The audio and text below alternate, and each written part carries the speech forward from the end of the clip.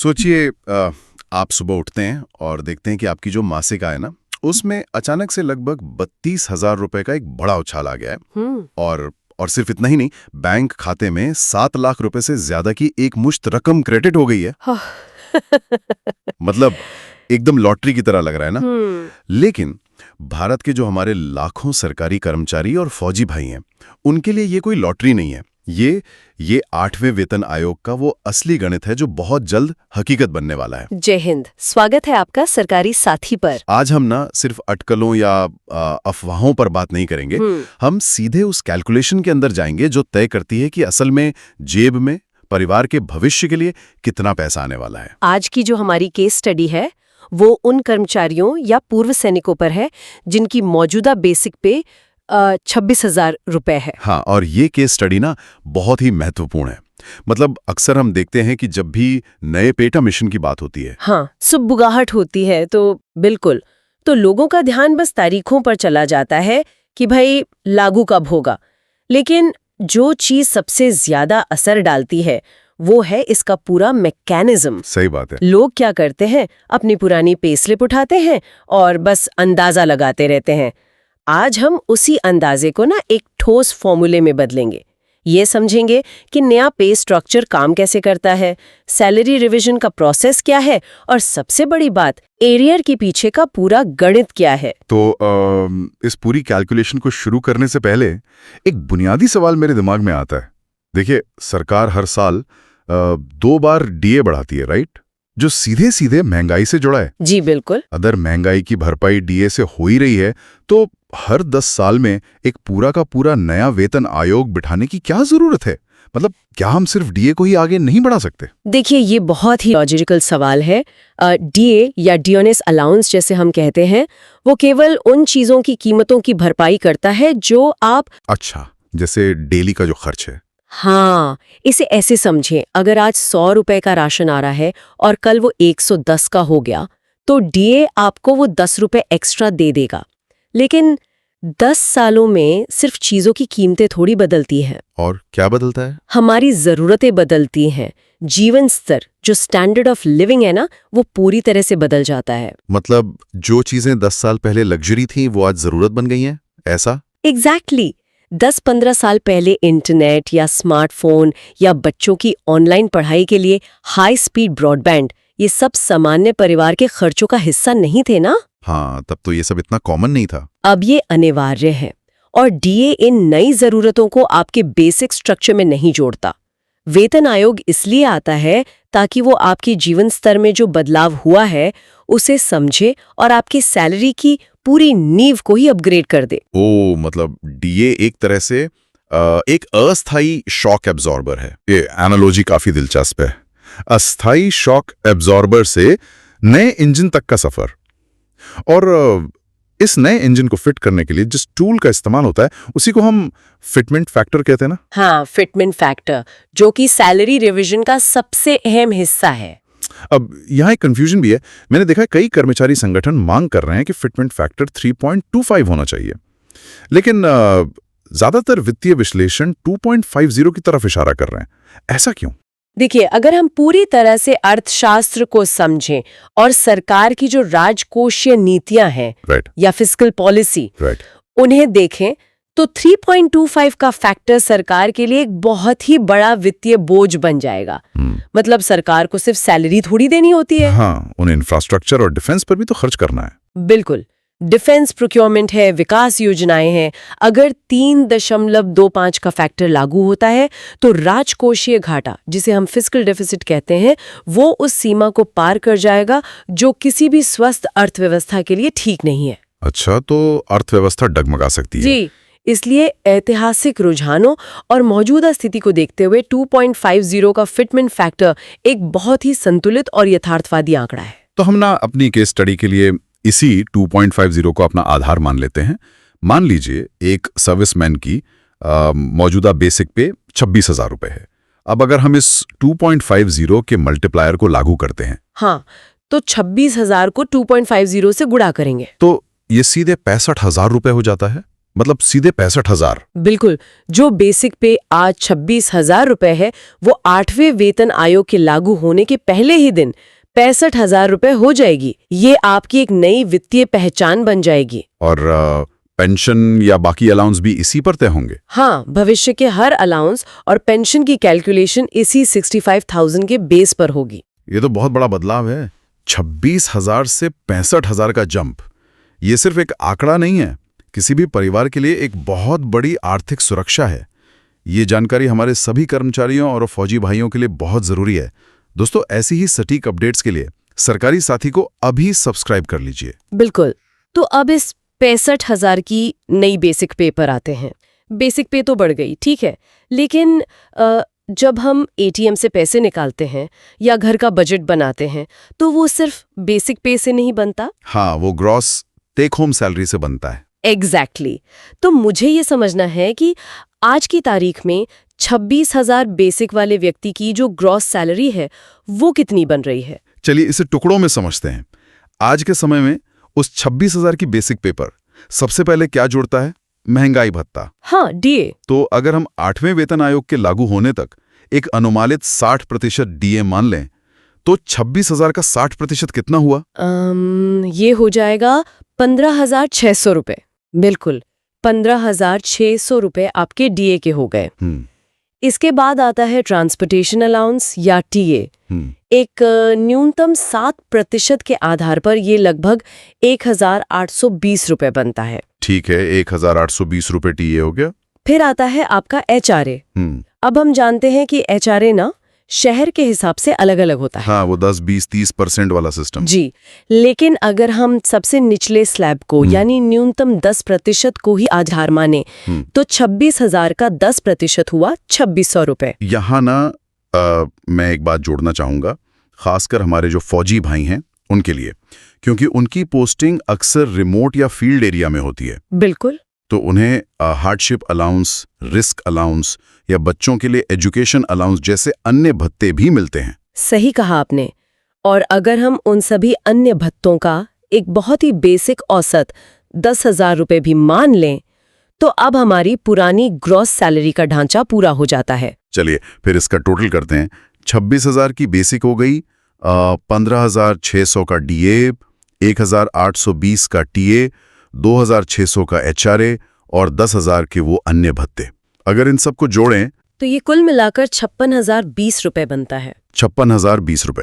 तो एक तरह से देखा जाए, आज की स्थिति में 26,000 की बेसिक वाले व्यक्ति की कुल आय लगभग 56,000 रुपए है। बिल्कुल।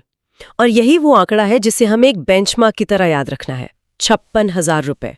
क्योंकि अब हम इसी प्रोफाइल को नए वेतन आयोग के ढांचे में फिट करने वाले हैं। और मुझे लगता है कि असली गणित यहीं से शुरू होता है। हमारी बेसिक पे अब 26,000 से बढ़कर 65,000 रुपए तो हो चुकी है। हाँ।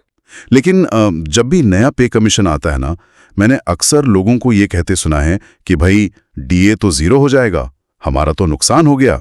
मतलब अगर 60% डीए शून्य हो रहा है, तो क्या सच में पैसा कम हो रहा है? देखिए, ये ना सबसे बड़ी गलतफहमी है जो हर पे कमीशन के दौरान फैलती है। मतलब डीए शून्य होने का मतलब नुकसान होना बिल्कुल नहीं है। तो फिर ये 60% डीए जाता कहाँ है? असल में वो 60% डीए कहीं गायब नहीं हो रहा, वो आपकी नई बेसिक पे के अंदर हमेशा के लिए समाहित या कह ले मर्ज हो रहा है। इसे ना एक बहुत ही आसान तरीके से समझते हैं। हाँ, बताइए। मान लीजिए आपके पास कुछ खुले पैसे यानी कैश रखा है घर में, जो कभी भी खर्च हो सकता है। ठीक है। ये आपका पुराना डीए है। अब नया पे कमीशन क्या करता है, उस कैश को उठाता है और एक फिक्स्ड डिपॉजिट में बदल देता है, जो आपकी नई बेसिक पे है। अब ये रकम पूरी तरह सुरक्षित हो गई है। ओह, अच्छा, तो इसका फायदा ये है कि जब भविष्य में नया डीए मिलेगा तो वो इस नई बढ़ी हुई 65,000 की बेसिक पर कैलकुलेट होगा, ना कि पुरानी 26,000 पर। एग्जैक्टली। और सिर्फ डीए ही क्यों, जो हमारे फौजी भाई रिटायर होने वाले हैं, उनकी पेंशन भी तो हमेशा उनकी अंतिम बेसिक पे पर तय होती है। हाँ, लास्ट ड्रॉन सैलरी पर। तो अगर आपका डीए बेसिक में मर्ज हो गया, तो आपकी पेंशन का आधार भी तो बड़ा हो गया ना। इसलिए डीए का शून्य होना वास्तव में एक बहुत बड़ा फायदा है, कोई नुकसान नहीं। ये कॉन्सेप्ट तो अब एकदम पूरी तरह से साफ हो गया। हाँ। तो अब चूंकि नया डीए शुरुआत में 0% है, तो हम बाकी जो भत्ते हैं उनकी कैलकुलेशन इस नई 65,000 की बेसिक पे पर करते हैं। बिल्कुल। चलिए ट्रांसपोर्टेशन अलाउंस से शुरू करते हैं। जो टीए पहले 1,820 था, अगर उसे 7% के हिसाब से नई बेसिक पर निकालें तो 65,000 का 7%, ये होता है 4,550। सही। और इसी तरह एचआरए की बात करें, उसी न्यूनतम 10% के स्लैब पर अब 65,000 का 10% हो जाएगा, सीधे 6,500 रुपए। और जो अन्य भत्ते हमने 10,000 रुपए माने थे, क्योंकि जब जीवन स्तर बदल रहा है, महंगाई बढ़ रही है, तो जाहिर है कि एजुकेशन अलाउंस और हार्डशिप अलाउंस भी तो बढ़ेंगे। हाँ, ऐतिहासिक रूप से ना भत्तों में भी एक आनुपातिक वृद्धि होती ही है। अगर हम बहुत ज्यादा उछाल ना भी माने और केवल एक 20% की सामान्य वृद्धि पकड़कर चलें, तो जो भत्ते पहले 10,000 थे, वो अब कम से कम 12,000 रुपए तो हो ही जाएंगे। तो अब 8वें वेतन आयोग की नई ग्रॉस सैलरी का एक फाइनल टोटल निकालते हैं। नई बेसिक हो गई 65,000, शुरुआती डीए 0, नया टीए 4,550, नया एचआरए 6,500 और अन्य भत्ते हो गए 12,000। जी। अगर मैं इन सब को जोड़ता हूं तो ये टोटल बनता है 88,050 रुपए। हाँ, जो टेक होम सैलरी पुरानी व्यवस्था में लगभग 56,000 रुपए थी, वो नई व्यवस्था में सीधे 88,000 रुपए के पार जा रही है। एक मिनट, अगर मैं 88,000 में से 56,000 घटाऊं तो ये सीधा 32,000 रुपए का जंप है। हर महीने 32,000 रुपए एक्स्ट्रा। बिल्कुल। मतलब ये केवल एक इंक्रीमेंट नहीं है। अगर हम इसके वास्तविक प्रभाव को देखें ना, तो हर महीने 32,000 रुपए किसी भी परिवार के लिए गेम चेंजर है। इससे कोई अपने बच्चों को बेहतर स्कूल में भेज सकता है, या होम लोन की जो ईएमआई है वो आसानी से चुका सकता है। हाँ, और अपनी रिटायरमेंट प्लानिंग को बहुत मजबूत कर सकता है। और यही तो वेतन आयोग का मुख्य लक्ष्य है। ये सिर्फ महंगाई की भरपाई नहीं करता। हाँ, वो तो डीए करता है। बल्कि आपकी जो क्रय शक्ति है, यानी परचेजिंग पावर, उसको उस स्तर पर वापस ले जाता है जहां वो 10 साल पहले थी। सही बात है। लेकिन यहाँ ना एक और बड़ा पेंच है। ये जो 32,000 रुपए का जंप है, ये रातों रात बैंक खाते में नहीं दिखने लगता। हाँ, यही मैं पूछने वाला था। अगर मान लीजिए सरकार ने आज घोषणा कर दी, तो क्या अगले महीने की पहली तारीख से ही ये 88,000 रुपए खाते में आने लगेंगे? क्योंकि अगर हम 7वें वेतन आयोग का इतिहास देखें, हाँ, घोषणा और असल में पैसा हाथ में आने के बीच एक लंबा गैप था। वही तो। और यही वो गैप है जो एरियर को जन्म देता है। देखिए, किसी भी पे कमीशन को पूरी तरह से लागू होने में आमतौर पर 18 से 24 महीने लगी जाते हैं। 18 से 24 महीने, मतलब इतना लंबा समय क्यों? क्या ये सिर्फ सरकारी विभागों की सुस्ती है, या इसके पीछे कोई और बड़ा कारण है? नहीं, ये सिर्फ कागजी कार्यवाही या सुस्ती बिल्कुल नहीं है। इसके पीछे एक बहुत बड़ा मैक्रो इकोनॉमिक कारण है। अच्छा, वो क्या? आप खुद सोचिए, अगर सरकार देश के 50 लाख से ज्यादा कर्मचारियों और पेंशनर्स की आय अचानक एक ही महीने में 32,000 रुपए बढ़ा दें, तो क्या होगा? हाँ, लोगों के पास बहुत पैसा आ जाएगा। बिल्कुल। बाजार में अचानक नकदी यानी लिक्विडिटी की बाढ़ आ जाएगी। हर कोई नई गाड़ियां खरीदेगा, रियल एस्टेट में पैसा लगाएगा। इससे रातों रात ना भयंकर डिमांड पैदा होगी। हाँ, और जब डिमांड बढ़ती है और सप्लाई कम हो, तो महंगाई आसमान छूने लगती है। तो मतलब ये डिमांड पुल इन्फ्लेशन का खतरा रहता है। एग्जैक्टली। इसके अलावा वित्त मंत्रालय को इस अतिरिक्त खर्च के लिए अपने बजट में प्रावधान भी तो करना होता है। हर राज्य सरकार को अपनी वित्तीय स्थिति का आकलन करना होता है कि भाई क्या वे अपने कर्मचारियों को ये बढ़ा हुआ वेतन दे सकते हैं या नहीं। हाँ, राज्यों का अपना बजट भी तो होता है। जी, तो इन सब वित्तीय और प्रशासनिक व्यवस्थाओं को बैठाने में 18 से 24 महीने का समय लग ही जाता है। तो इसका मतलब है कि नई सैलरी का वास्तविक भुगतान 2027 के मध्य या 2028 की शुरुआत तक ही हो पाएगा। जी। लेकिन एक कर्मचारी के नजरिए से देखें तो ये जो 18 या 24 महीने का समय बीता, उसमें जो हर महीने 32,000 रुपए का नुकसान हुआ, उसका क्या? अरे, वो नुकसान नहीं है। और यहीं पर तो एरियर का कॉन्सेप्ट आता है। वेतन आयोग हमेशा एक पिछली तारीख से लागू होता है, यानी रेट्रोस्पेक्टिव इफेक्ट से। अच्छा, मान लीजिए वो 1 जनवरी 2026 से लागू होना था, लेकिन पैसा 2028 में मिलना शुरू हुआ। तो सरकार इस बीच के समय का सारा पैसा एक मुश्त जोड़कर आपको देती है, जिसे हम एरियर कहते हैं। तो चलिए फिर इस एरियर का गणित भी समझते हैं। हमारी जो कैलकुलेशन थी उसमें हर महीने का अंतर 32,000 रुपए आ रहा था। जी। अगर हम ये मान लें कि सरकार 18 महीने का एरियर देती है तो हम 32,000 को 18 से गुणा करेंगे। 32,000 गुणा 18, ये रकम होती है 5,76,000 रुपए। बाप रे, 5,76,000। और अगर ये प्रक्रिया लंबी खिंच गई और 24 महीने लग गए, जो कि काफी संभव भी है, तो आप 32,000 को 24 से गुणा कर लीजिए।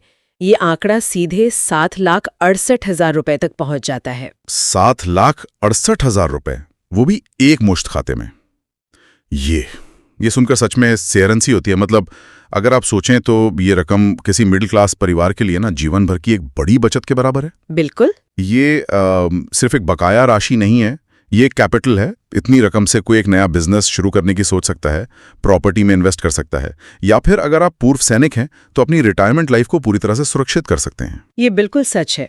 लेकिन एक विश्लेषक के नजरिए से मैं यहाँ एक बात बिल्कुल साफ करना चाहूंगी। जी बताइए। हमने जो भी कैलकुलेशन की है ना, चाहे वो 65,000 की नई बेसिक हो, 88,000 की ग्रॉस सैलरी हो या 7 लाख से ऊपर का एरियर हो, ये सब कुछ 2.50 के फिटमेंट फैक्टर पर आधारित है। तो क्या ये बदल भी सकता? देखिए, अगर किसी चमत्कार या भारी दबाव के चलते सरकार 3.0 या 3.25 का फैक्टर मान लेती है तो ये आंकड़े यहाँ से और भी बड़े हो जाएंगे। वाह, फिर तो और भी फायदा है। हाँ, लेकिन हमें ना अपनी उम्मीदों को यथार्थ के धरातल पर ही रखना चाहिए। 2.50 वो आधार है जो वित्तीय रूप से संभव है और जिस पर आप अपने भविष्य की योजना सुरक्षित तरीके से बना सकते हैं। और पूर्व सैनिकों का क्या?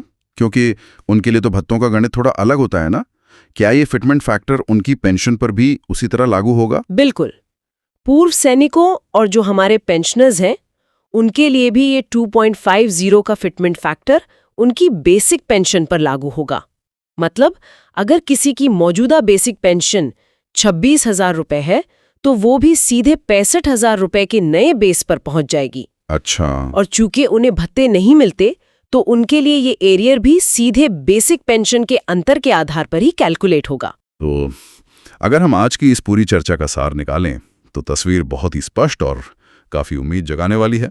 26,000 की बेसिक पे वाले व्यक्ति की सैलरी 8वें वेतन आयोग में 65,000 की नई नींव पर खड़ी होगी। हाँ। टेक होम सैलरी लगभग 56,000 से उछलकर 88,000 के पार जाएगी और इस सब के इंतजार का फल होगा 5.75 लाख से लेकर 7.5 लाख रुपए तक का एक भारी भरकम एरियर। ये कैलकुलेशंस साफ दिखाती है कि आर्थिक रूप से भविष्य कितना सुरक्षित होने वाला है। लेकिन ना एक बात हमेशा याद रखनी चाहिए। क्या? कि जब भी इतना बड़ा पैसा एक साथ आता है तो लाइफस्टाइल इन्फ्लेशन यानी खर्चे बढ़ने की आदत भी उसी तेजी से आती है। हाँ, ये आपने बहुत पते की बात कही है।